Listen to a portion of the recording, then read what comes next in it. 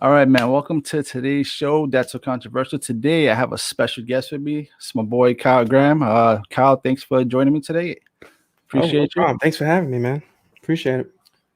Yeah, man. So today's topic, he actually suggested, and thank you, was actually a good topic. We're going to be talking about policing and what is it, racial profiling, I guess. Yeah, that's one way to call it. All right, yeah, just policing and race, how it plays a role in it, and defunding the police. So it's going to be pretty interesting.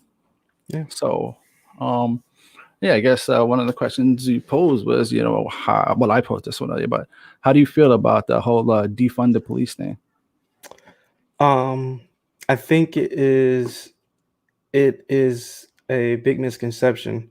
When people say defund the police, they don't literally mean defund the police, meaning there's no policing there.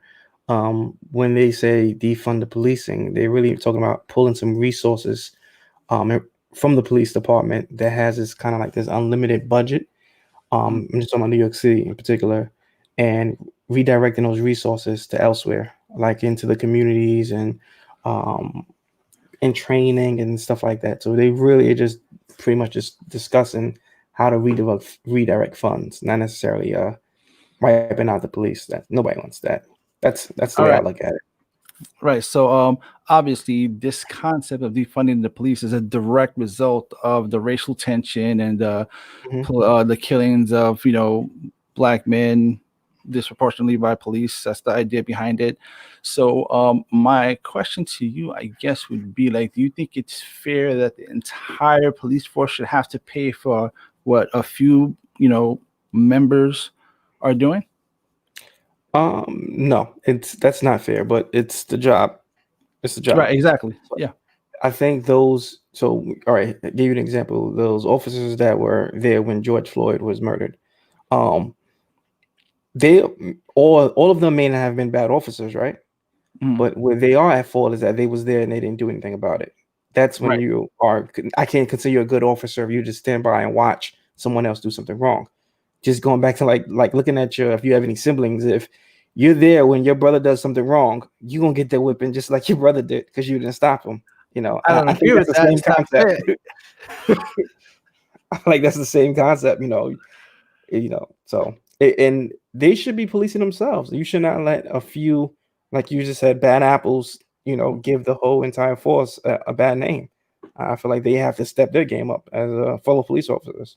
Right, it's funny you said that because in another conversation I was having with one of my friends, he was talking about how he was disciplined when he was younger. The way they disciplined, they had that whole unit mentality. If one messed up, Hmm. everybody got their butt whipped. Yeah. And I understand that. I get it. I don't think it's fair because what if there's like a ranking thing? You fear for your job, you fear for your your ability to provide and continue working. Because I get that. Let's say, for example, like I'm there with my sergeant, let's say, and Hmm. I'm just a regular patrolman.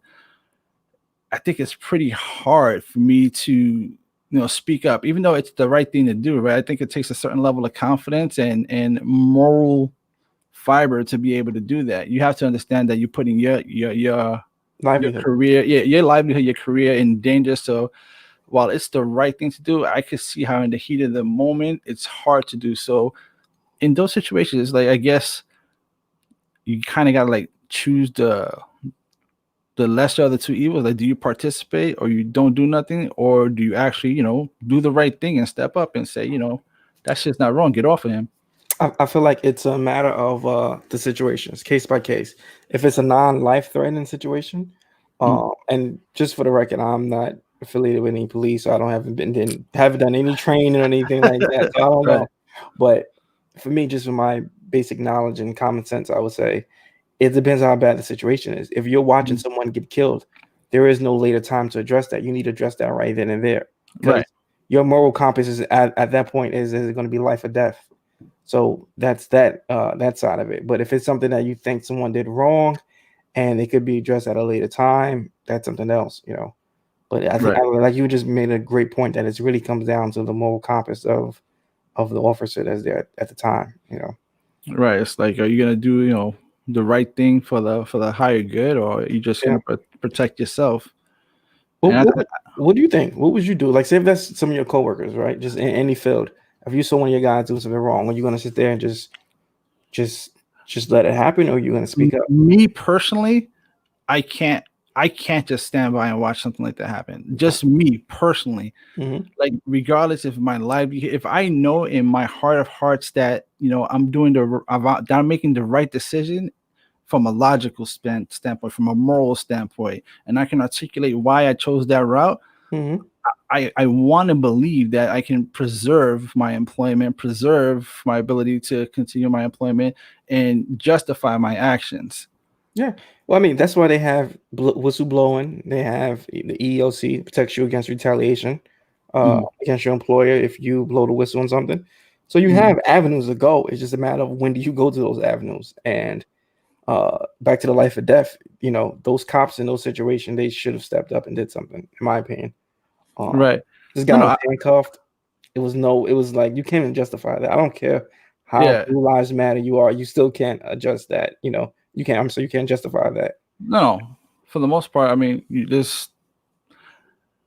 you can't tell me you was trying to control the situation because the situation was controlled. That was way. I think universally everybody agrees with that specific situation when Mhm. as it applies to George Floyd.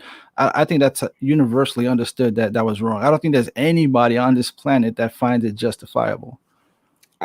You'd be surprised, man. I would. I've see. This is a rabbit hole that Facebook and YouTube has. You watch one video, Hmm. and another one pops up, and another one, and I read the comments sometimes, which is a terrible idea. And Hmm. I read the comments just to see different people's opinion. I may not agree with it, but I want to get their perspective on it. And maybe not in that situation, but a lot of those situations, I'm like, yo, this is clear cut, and people find a way to justify the actions. You know. No, you know what it is that they, I guess, instead of addressing the situation for what it is, right? They'll go into like, oh well, he wasn't a saint, he has a history of this, that, and Yeah, third. that's I their get that, justification. Yeah. right? I get that. I honestly do. I get it. He wasn't a saint, but in that particular instant, he didn't deserve to die. No. And You I know, mean, his history had nothing to do with what happened at that time. I right? mean, if he was, say, if he had a history of violent offenses and stuff like that, at that time he wasn't Yeah, being violent. So what right. can't justify it. Mm. So I mean, I think one of the biggest arguments I've heard for that. A lot of people had a problem with the fact that they're making him like this martyr when he wasn't no saint. hmm I think, and that's the part that they focus on. I think that the important thing is to deal with the particular situation. It really interjects with a lot of different topics, like um with the whole cancel culture thing, right? What the cancel culture likes to do is to dig into your past, right, hmm and bring up stuff that you've done that to try to like hurt you now. yeah. So like, what does what I did then have to do with what I'm doing now? But I mean, I'm not even gonna go as far as even thinking cancel culture. I'm gonna address the cancel culture thing, but I think it's more based off of race, right? Right. Because we've seen it a million times at this point. You Mhm. have a person of color, black, Hispanic, they do a crime, they're on trial, right? Their history is on trial. They're Right. on trial even more. They're on trial even more than the person who actually committed the crime. Mhm. The victim should not be on trial for their past. The criminal should be on Mhm. trial for their actions. And I think that's what it was, with the George Floyd thing. It was his history is on trial, but not the officers. We know more about his history than officers, which is I think is unacceptable. Right. I think for the most part, the officer that actually committed the crime, they did bring up his past, and he did have a troubled past with law enforcement. He had a bunch of complaints on him. This is not the first time he Yeah. did this. So there was some information on that officer. They hmm did talk about. I mean, he was a bad cop.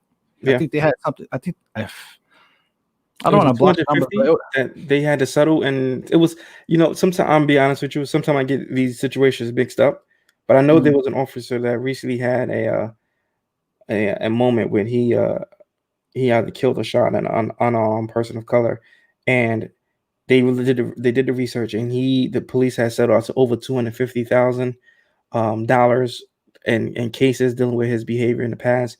wow. This happens so much. It's sad, but I kind of get them mixed up at this point. But Mhm.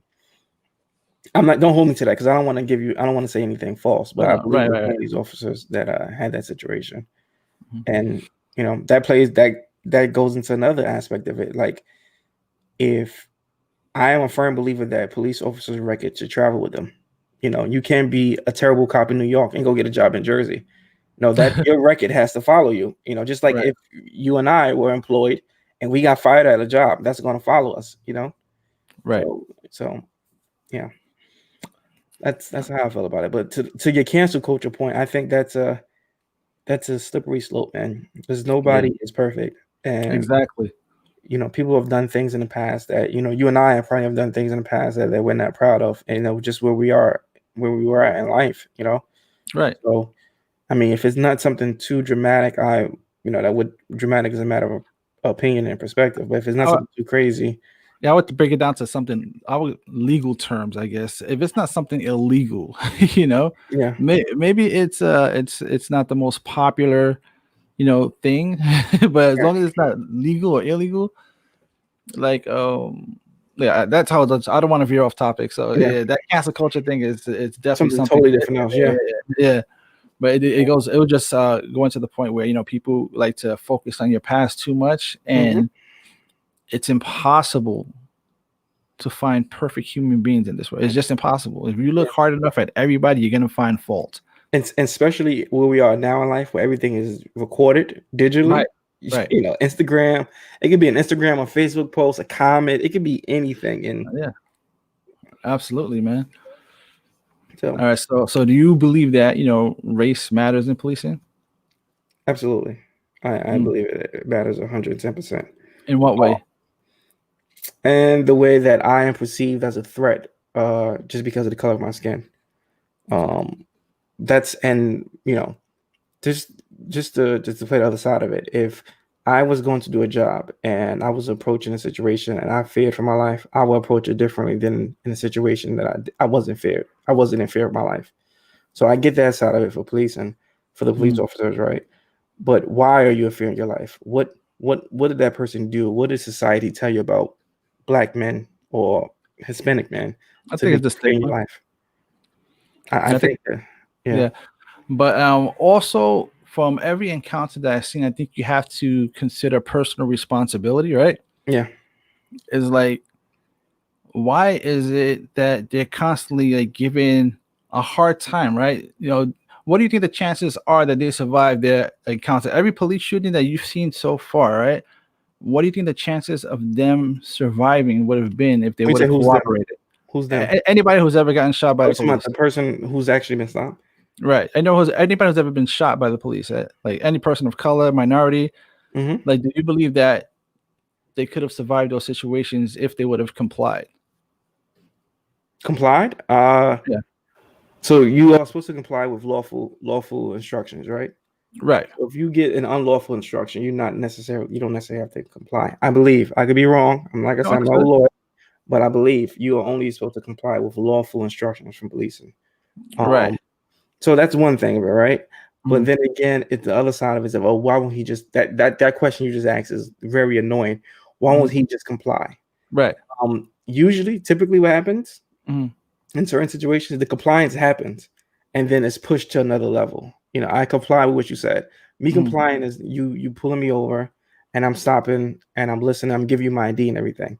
Mhm. After I give you my ID and everything, and you take it a step further and then you keep on and you just keep on and then there's a false accusations of other stuff. It's just the compliance, but we're all human. We have patience. We have Right. patience and we lose patience. Uh, So eh, that is really good because it actually goes into like the next situation, like about our personal experience with police encounters. mhm. Have you had any personal what was your personal experience with police encounter and how did you react?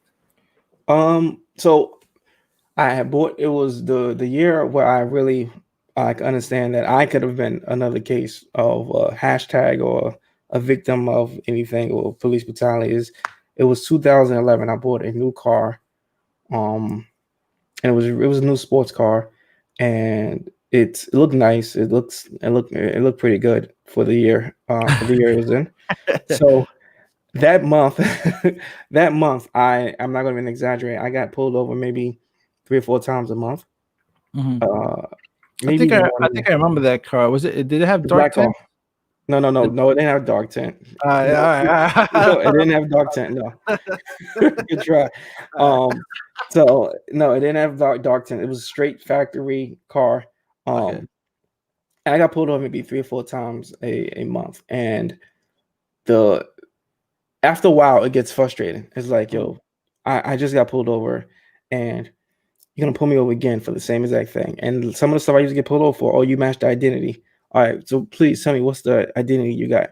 Black male driving a black car. Dude, that could be anybody. That could literally be anybody. You're never gonna find that person for the record.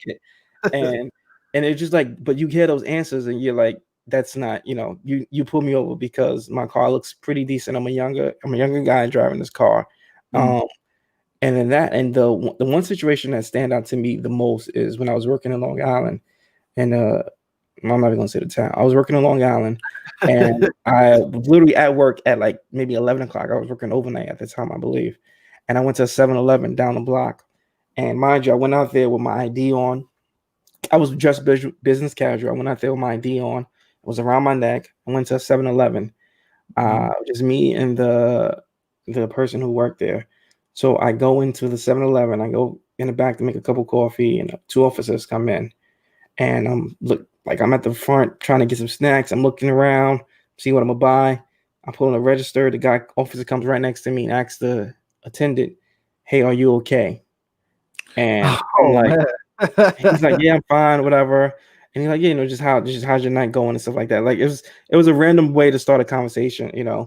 So I'm like, I'm not even paying it no mind. I come outside. The other officer is literally sitting on the hood of my car, and it's like, "How's your night going?" I'm like, "Well, it's fine. I'm going back to work." He said, "I just want you to let you know we out here today. We out here tonight." And I'm just like, dude, Wow. my company that I work for was a huge company. It was literally right next door, but it was in Long Island. So you had to get out and drive to the area. So, but it was right next door, and it was the company is huge in that town. So everybody knew what the company was and where it is. So that's my experiences, with just dealing with policing. That's Yeah. some of them. I mean, I could go on all day about different encounters I had. Like, hey, the first thing they do, they pull you over. Hey, where's the drugs? Like those are real questions. It's like, and that gets frustrating after a while. Right. So, But I what think we about have to you? be mature about the situation. Yeah. Before I tell you about my situation, I think it's one of those situations where we all get put into the same bubble. Like we have the stereotype, like it's kind of messed up, but we think every agent looks alike, right? No, that's So you, but not me. No, that's I don't feel that way. no, they tell us that. I have agent friends that Oh, tell me that, they say, everybody thinks we all look alike and stuff like that. And it's like, okay. all right. Like with that mindset, right? They probably like put us in the same bubble because like my experience also with police was very, very scary because like it happened twice where I had guns pulled on me, like actual guns pulled on me. And it's always the same thing. You fit the description. The first time I was leaving my dad's place with a girlfriend at the time, I was walking to the train station, and there were cop cars flying down the block, and one of them hits the brake hard and pulls out, his firearm and he's pointed it at me. And he's like, put your hands in the air. I'm scared to death. I got my hands in the air. I never had a gun pulled on me, man. That's scary, man. Yeah. So the first thing I did, I put my hands on the car, and I don't know if I was like selling micro machines. You know how they talk crazy fast. Like, you remember those micro machine commercials? Yeah. I was like, I gave him my government, my address, my phone number, my place of employment, all in like 3 seconds. I was like, my name's Ricardo. I just came out of work. I was scared. I didn't want to get shot. Because he was like, "Where you coming from?" I just told you, man. I just told you. I'm walking my girl to the train station, and I was nervous. I was like, "Please don't shoot me, bro." And you know what? And the crazy thing is that some people have never experienced that, and that's the disconnect right there. If you've never experienced that, like I can relate to that. I can relate to being just minding your business is being stopped, or some, approach with lethal force. And there's certain people who don't have that experiences, so they think that when we say it, it's false or it's dramatic or playing the victim or playing the race card, but it happens. Yeah, man. I don't know, man. I mean, after a while, after getting pulled over and after the encounters, you get frustrated. It's like, yo, dude, I'm not doing anything. Why you keep pulling me over? You know? No, there was one time where I was younger and it's dangerous because it could have went south really really bad. It was one time I came out of a cab and I got surrounded by police officers in plain clothes and unmarked vehicles, Mhm. and they're telling me you just come out of a blue sedan. I'm like, yeah, but what does that have to do with anything? Oh, we just got a report of somebody that was doing something. I can't remember what was the excuse they gave me, right? But um, I was actually on the phone on a payphone at that time, and I was having an argument, and I was like screaming really loud. So I think that's why they actually approached me. Did you say you was on a payphone? Yeah, payphone. We're going Wow. back a little bit. Yeah, I'm aging myself there. Yeah. And actually prior to that, I had actually just got jumped. So I was really, really upset, and I was having that conversation, and after the cops, were about to disperse, and I'm telling them about my situations, and they just ignoring me, right? I'm telling you, I'm cursing at them at this point. I'm telling you, I ain't good for shit, right? That's all y'all do, right? Harassing motherfucker, and that could have went south really, really bad. Also, they could have took that as a threat if they wanted to. So, like I said, that's why I think that personal responsibility is important with these things. Like, you want to walk away from a situation regardless how frustrated you are, because I mean, do you want to put yourself in a situation where they want to use anything that you say now as a reason to feel threatened and get shot? Like, I want to come home. Like, when I get pulled over from time to time, because I don't do this anymore, but I used to speed. I used to love to get home as fast as I can. I had to get there. So now when I get pulled over, man, like, my hands are spread wide open on the steering wheel. I'm not making eye contact with the officer. I'm addressed it, yes sir, no sir, and like, I want to walk away from the situation. So, but that's the problem that you and I have. A lot of people don't right. have that problem, man. A lot of people don't have that worry that is this my murderer approaching my car right now? Am I about to be on somebody's shirt? Right. So I don't know, man. I don't get it, bro. Yeah. So yeah, man. As far as that goes, man, that's just something you got to deal with. Yeah, that's what I'm saying. If it's a part of, I guess, our life, Mm-hmm. it shouldn't be. I don't think there's anything that's gonna change that. I don't know what a possible solution is. I love the idea of the cameras. I just don't like the idea that they can turn it on and off as Cameras are great when they're on. Yeah, cameras are great when they're on. The solution has to be reform. You have to change. It's reform and conversation. Mm-hmm. You have to change the way people are trained. They have to not look at it as threats, right? I like the idea of reform. Yeah, but then with the reform comes the conversation. You have to have the community and the policing and the local policing has to revisit their relationship. Policing is not supposed to be there. Policing is not there. It's there for the bad guys. It's not necessarily there for the good guys, like you and I. We're not supposed to feel this way about policing. We're not doing any crimes. We're not supposed to have this stigma about policing. We're not. I have never committed a crime in my life. So why do I feel this way about policing? Right. You never sped, bro? Huh? You never sped? Yeah, I mean, no, not really. I mean, if you want to go, yeah, I mean, I've sped, but who hasn't, right? Who hasn't had a sports car and sped? So it's like I have. I haven't had a sports car and I still sped. Yeah, I mean, I'm not really big on speeding either, but it's like, but here's my thing: if something was to happen to me, God forbid, and everything, are they gonna go to the speeding? Oh my God, he was reckless. Look at his speeding record. He had that one ticket back in 2013. that would be a shame, man. That would be an absolute shame.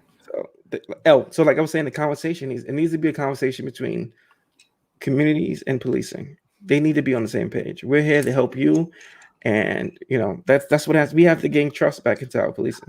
I'm wondering why, like, New York in particular doesn't have more non-lethal weapons like a taser and stuff like that. I think that would help also. Like, instead of using your firearm, you can subdue the person with a taser or a non-lethal weapon. What are your thoughts on that? Here's the situation with that, right? A lethal weapon would have been great for a Not non-lethal weapon would have been great for the situation with Mr. Wallace, who was just recently killed. mhm. Um, I forgot what state it is. There's I think it was so Pennsylvania. so many. Yeah, I forgot. I'm sorry. There's just so many of them happen now. Mhm. But yeah, a non-lethal weapon would have been great. A taser would have been great in that situation. However, due to budget cuts, they didn't have any tasers. Are you serious? I'm dead serious. Yeah, I think it was the chief or the mayor that came out and said, yeah, due to budget cuts, the officers is not equipped with tasers. Well, then that actually is going to be counterproductive for like a defund the police argument, then, right? No, no, well, yes and no. Okay. Um, the defund the police argument is, I think it's a state by state type of situation. Right, but Certain, recalling resources. yeah, redirecting resources, right? Right. But the question is like, in my opinion, this is just my opinion. Those Right. officers were put into a no-win situation. Those two officers in particular. That's the situation. Just to recap, everyone knows what we're talking about. Mr. Wallace was a person who dealt with mental illness. Mhm. He was having a bipolar episode. His family called for the ambulance. I think someone else called for a man with a knife, right? So Mhm. you have an ambulance on its way, but you have the 911 call with the public safety in mind. They get there first. All right. Right. Police gets there first. They tried to stop stop Mr. Wallace, try to calm him down, and he was approaching them with a knife. Mhm. And I give it up to these guys. They ran around the car maybe 2 times, trying to gain some space from him, and then they end up shooting him. Right. Right. So that's that situation. Right Mhm. now, defund the police and police reform. And why didn't they have someone who deal with mental illness, a trained professional deal with Mhm. mental illness, be at that site or be at that respond to that location? They don't have the funds for it. Mhm. That's the bigger issue. You need to have people who are professionals in dealing with mental illness respond to these calls. They are the ones that can handle it. You can't use brute force for everything. All right, but all right. In that particular situation, how do you think that someone who is qualified, I guess, with a psychology degree, how is like the guy's wielding a knife? Like Mhm. how would where do you see the benefit of having someone like that on site? Well, it kind of explained for that situation, like I said, and I think we had this off camera before. Those guys was put in a no-win situation. Those Right. officers, because Mhm. at the end of the day, they want to go home to their family, right? The mother sat there. She pled with them. She said, "Please don't shoot them." She couldn't control them, so they were put in a no-win situation. But I do think in situations that having a mental health expert arrive on location with police officers is like having a Mhm. negotiator arrive on to a hostage situation. Same Right. situation. You have a specialist who is, who has a profession, who's done training, extensive training on dealing They with these better matters. they better have some grappling skills or something too, because your words alone are gonna stop that knife from piercing your Yeah, and I, chest. I get that, but you can talk them down. You can talk people down. It happens, you Right. know. I like Um, the idea, but like I said, I think or it's a have a matter. cop trained. Right. Oh, I'm sorry to cut you off. Or have a cop trained Mhm. that can deal with stuff like that. Right, someone who can try to diffuse the situation, and Yeah. then as a last resort, you have the officers behind you waiting on your Hmm. command to fire, which is still a dangerous situation because, like, they've had studies where they put people who were not trained in those situations, and they'll tell you it's a tough call to make. When do you pull that trigger? You Yeah. have someone charging you. When do you pull the trigger? Like, Yeah. when do you stop negotiating? Like, after 5 stabs in your chest, okay, I, Yeah. I, I think I don't think he's gonna listen. Yeah, no, I know, I get it. I get that, man. And everybody wants to go home to their family. Right. So, I don't have the solution. I think the solution is a very complex, it's a very Mhm. complex and layered solution, and it's based off of what environment too.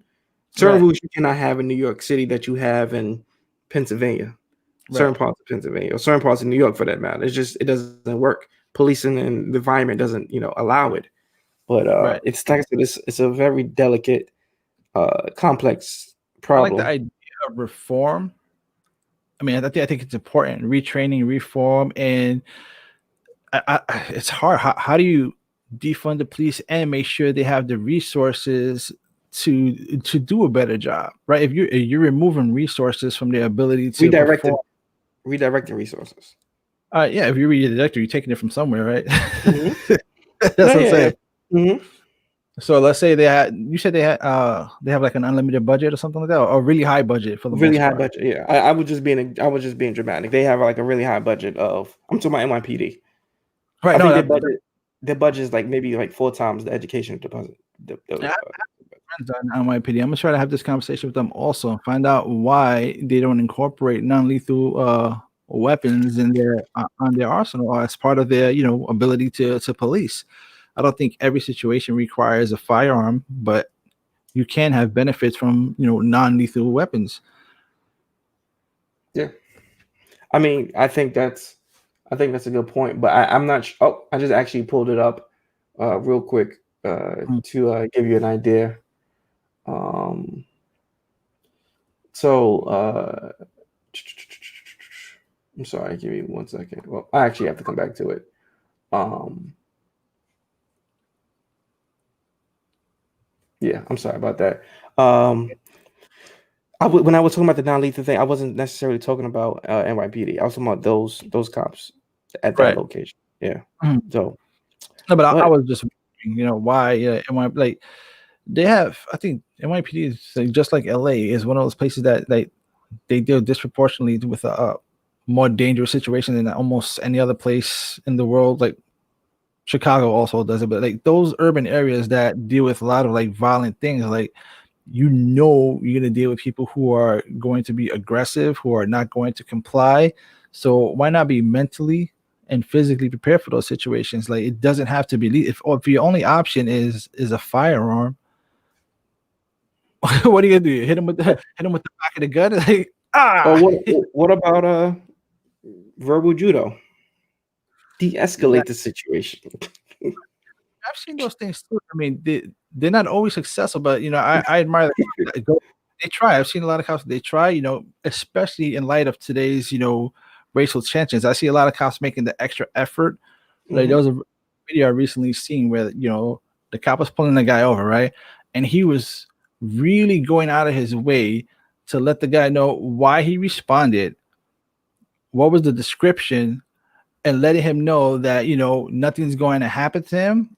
It's sad that he has to go through this, but he really was explaining it in layman's terms and trying to make him feel as comfortable as possible. The guy was recording. He was saying, You're perfectly fine recording.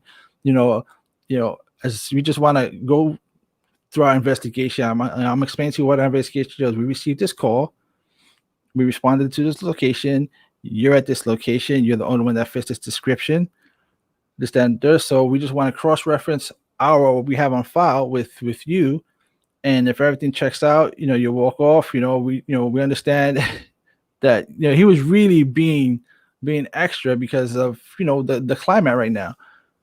So I can respect. I'm sorry, was this with the guy running, the black guy running? No, he didn't survive. The black guy He didn't running. survive. The guy? Oh, the one you're talking about didn't survive, right? The guy that was jogging. No, no, no. You're talking about you're talking about Ahmaud Arbery. I'm talking about it was another guy who was he was some company. He was a big shot at some company, or was he in the government? And he was doing a jog, and the police stopped him. And it was kind of like how you just described it. I think so. He was recording, and one of the guys was like really going out of his way to explain what's going on, right? Yeah, but I mean, it happens so much. I don't know. Like I said, it's just. But yeah, I mean that aspect of you have somebody going out their way to try to explain to them, but his other side of it, like I just told you, I'm Mhm. tired of hearing that master description. I'm tired of hearing that. I mean, and that's the frustration that builds up. I Right. match the description, so you're pulling me over. So I'm always the description for somebody. And after a while, that gets tiring, man. Hearing that same old thing, and and a lot of people believe it's BS. By the way, I think it's BS sometimes. I don't know if it is. I mean, as a minority, I understand we get disproportionately like targeted, but I wish I had statistics right now so I could bring it up. But like a lot of violent crime, violent being like murder, shooting, are done by Hispanics, blacks, minorities, and stuff like that. So I don't know if that's something that we could change unless we start changing who's committing these crimes, right? If people from our neighborhood, our nationality, our ethnicities are the ones that are disproportionately committing these crimes, and there's always going to be a high chance that we're always going to potentially match the description of being Hispanic. Check, that's me 100%. If I'm in that area, check. I already checked those two boxes. If the description they get is black male, you automatically check those two boxes. I don't think there's any workaround around that. I mean, what do you do? What? How can you address it any other way? So what about those? What about the situation where you have? I give you. I ask you a question, right? The last, I'm even gonna go back. The last 5 active shooters, mass shooters we had. Who were they? Usually, typically what? Caucasian, right? Caucasian male. Those mass shootings are tragic, right? Right. They're using semi or heavy artillery weapons or whatever, high cartridge weapons, ammunition. Why don't they get pulled over and stuff like that? Those are the ones that commit the mass. The little crimes that, like I said, the little crimes, but the crimes that we're speaking of. Right. I don't know. Like I said, it's a complex issue. I don't have an answer for it, to be honest with you. Just saying. I'm guessing like you talking about like random stops in general, or you talking about when they're responding based on a description? It's about like random stops in general. That's all. Yeah, random stops. I think that might be something that's racially targeted. I don't know if there's an argument there against that. If you're being stopped randomly, disproportionately, I think that obviously what's the word I'm looking for besides race? I don't want to say stereotype. What do you call when you when you constantly prejudice? Huh? It's like a prejudice? Not prejudice. Damn, I can't remember the word, but profiling. Oh, okay. Another P word. Yeah. They do a lot of profiling, and I think that's where you get the disproportionate stopping, because they'll see you, right? Like me personally, I guess I dress the part, if that makes any sense. Like I wear the baggy clothes and stuff like that, so I probably wouldn't match a lot of the description of the people who are committing that crime, because my clothing and my lifestyle, mimics the hip hop culture and stuff like that. And if the people committing crime are dressing the same way, and I don't think I'd be stopped if I was wearing a suit and tie, right? Like, I don't know, bro. Like I said, I just said my license accounts. I was wearing a business casual. Would I put a job ID on? I don't know. Kind of crazy. It's like crime in a suit. So I don't know, man. I mean, it has to be addressed. At the end of the day, they have to do something. Reform, whether it's reform or provide them with better resources. It has to be addressed. Is there a solution anytime soon? No, I think it won't be a solution anytime soon, because we've become so numb to it now. Just another. Right. I mean, before this year's over, we're gonna have another shooting. Another unarmed black man is gonna be killed. I mean, just statistically, just thinking about the numbers, we have one literally almost every month. Every month we almost have one, and we've become so numb to it now. It's just so normal. Like I can't remember the names of everyone this year. We remember George Floyd because it sparked a huge protest of the country. But all right, so going forward, do you think you're gonna be like? Are you gonna find yourself in a position where you're not cooperating? Is there any situation where you're gonna find yourself so frustrated to the point where you're not gonna cooperate? No, because not cooperating is giving them a reason. Exactly, and that's where I think that personal responsibility takes a huge role. Like I personally, when I watch a lot of these things, like if you're innocent, right, and if your conscience is clear, I would think like, why not just do what they're asking instead of being so frustrated? I understand the mindset is tough, right? You're like, why the fuck you pulling me over, right? Excuse my French. And I get that, because there's that knee-jerk reaction, and it's almost instinctive. You're just so upset. So, but I think it's important to remain calm and understand that you want to go home. Like it's happening. For a fact that if you don't comply, even having a camera there is not going to help you. Yeah. If they can articulate and justify their reason for shooting you, you're finished. But here's the thing, though. I don't think a lot of time compliance is the issue. I don't think Mhm. it's a lot. The gentleman who was killed while his daughter was in the back and his wife was in the driver's seat. He was Yeah, complying. First of all, they had no reason to even go to him. He wasn't even driving. You that know. was, So, yeah, no, I get it. That was crazy. That was just that's a lack of training. That's a lack of experience. That was crazy because the guy just felt nervous because he said he knew he had a gun in the car, mhm, a legal firearm. He told him what it was. He told him that he was going to reach for it, and at no point did he say, "Don't reach for it." yeah, And I don't know that for a fact, so I don't want to just say that. But I do know that he did inform him of the yeah, firearm being in the car. I found out he may have reached for it. I'm not 100% sure, but he's telling you all these things. It's not like he said, he just reached something and you just had, you had to defend yourself. I saw a situation that happened a few years back, right? And I think it was in North Carolina. It was in one of those. It was in Trump country. So it happened one of those states, right? A Hold police officer drives up to him and the guy at a gas station, right? on. He's getting gas, and the police officer tells him, "Hey, I need your ID. Give me your ID. Show me your ID." Right? Guy goes into the guy goes into his car because he was already out of his car. Mhm. All right. He's so nervous. You can tell the kid is so nervous. He puts his hands up real fast. He's really nervous. And the cop says, "Hey, give me your ID. Give me your license." He's okay. He rushes in because the kid is so nervous. He goes into his car to pull out his ID, Oh, right? yeah. Cop shoots 4 times, no, 6 times, catches him one in the hip. And he said, "Why are you shooting me?" And this is the that made it worse. The cop calls to him and he's like, "Yo, you told me to you told me to get my ID." And then the dude who got shot apologized to the cop for him shooting him. It's just Nerves. it's I wish I could pull up a video where it was so bad where this young black guy, he got pulled over by a cop, right? And he couldn't even respond. He's just sitting in his car and crying and recording, and he's just so nervous and in shock that the cop was apologizing to him because he understands what's going on. He says, yeah. You're gonna be okay." Mommy Flo just said the guy, Philando Castle, that you were talking about, who with the daughter in the back seat, Mm-hmm. his name was Philando Castle, and Gotcha. she said, according to the video, that he complied all the way until he got shot, Yeah. and Sad that's just situation.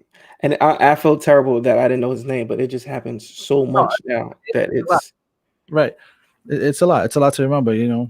But but I want to make myself clear. I am not anti-police, no, but absolutely. it's just a situation that I'm living with now as a young man, and if I have young men as children, I have Mhm. to have that conversation with them, you Right, know. So, and I'm sure you're gonna have to have that talk as well, right. you know. I already have that talk with my son, but I think, like I said, like reform and resources is important. But another aspect that I've always talked about is maybe people are not going to think it's a popular idea. I think cops get hired too young. I Oh, think I eight. agree, and I don't think they have enough training. I think 18 is way, way too young to give somebody that much power. Authority over someone's life and a firearm. I think that they need to raise the minimum age. Like, I think life experience is huge. Like 18 years old, you're extremely young. You have like you have this superhero thing that when you become a cop at that age, you feel like you're gonna be saving lives, and you feel you Mhm. have this, you feel like you have to run and rescue everything, and you have this immaturity about you. It's something that life experience gives you. That it gives you patience. Yeah, Patience is something that you're not gonna learn at a young age. It's something that comes with age and experience. and I I think I'm sorry.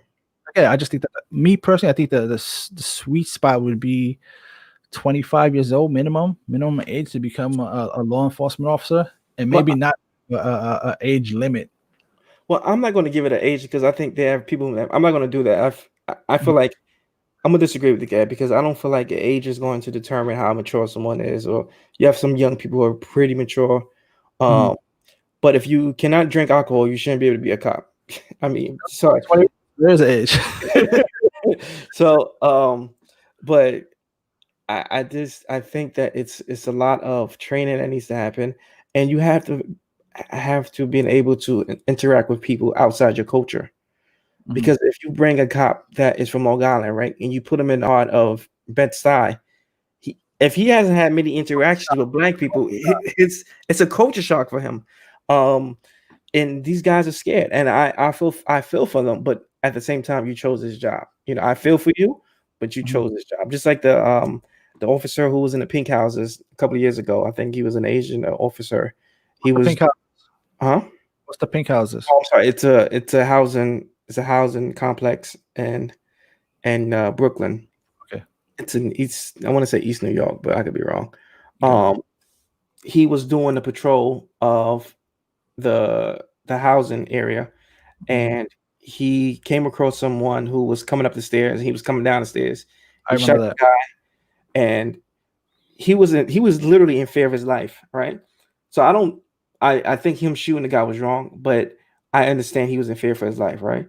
He messed up when he went back and tried to hide the evidence that he shot the guy and stuff like that. He went back and tried to, yeah, and they didn't call for an ambulance right away. Right, but I think that right there. That's the beauty of having cameras installed and all this stuff. Because that was another one of my fears. I no longer have that fear, but the fact that it's my word over yours, and thank God to cameras. Like there was this one incident where a guy was illegally parked, and the cop car was going in the opposite direction, and he scuffed the guy's car. Then he comes back to the guy and arrests him for hitting their car. Mm.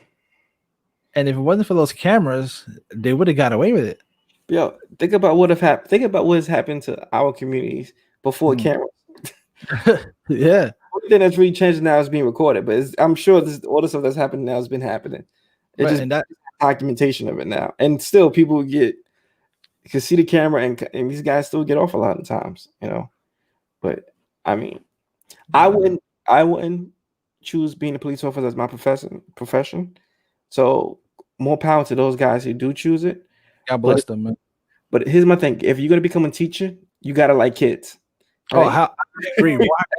Exactly. So if you're gonna become a cop, you gotta be willing to deal with that, that Yeah, pressure. but again, we're dealing with individuals, man. People become teachers because they say, "Oh, wow, 2 month vacation plus all these holidays." People become cops because they say, "Oh, wow, full pension at 20 years." Yeah. Now, And sometimes you go, I you want roll. to what? Exactly. It's like, wait, I gotta go into this neighborhood, man. They shooting people, man. It's like every Yeah. weekend.